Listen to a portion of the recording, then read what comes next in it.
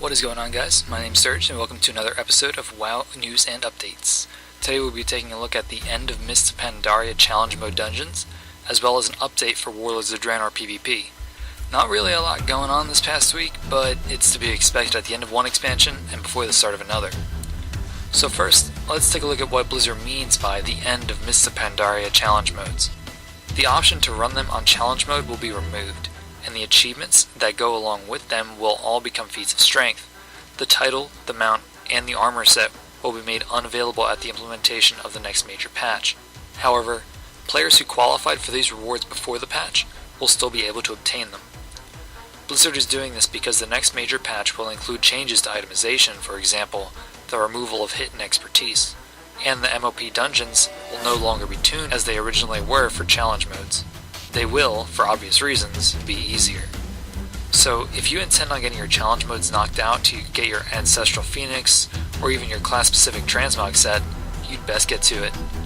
There is no set date for the release of the patch, but I wouldn't sit around and wait for an update a few days before the patch goes live. On a side note, if you still have yet to get your Kor'kron Direwolf, I would try to get that done as soon as well.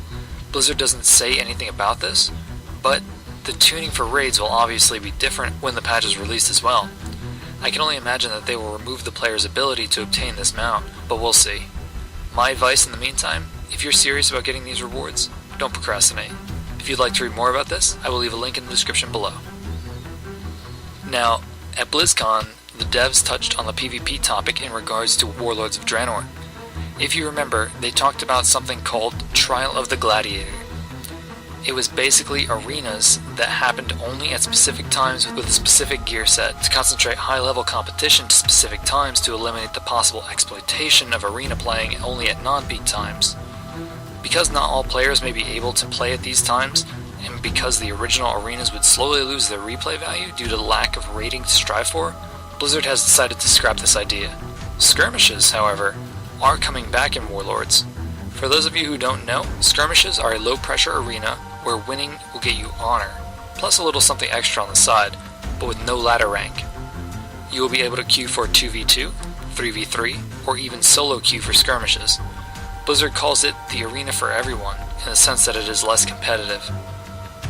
This feature was first introduced alongside arenas, but players who took advantage of them were few and far between, so they were removed with the release of Cataclysm.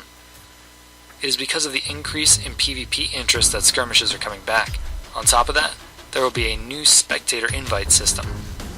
This is designed for people running tournaments who would normally have to use third-party add-ons to try to get a look at what is going on.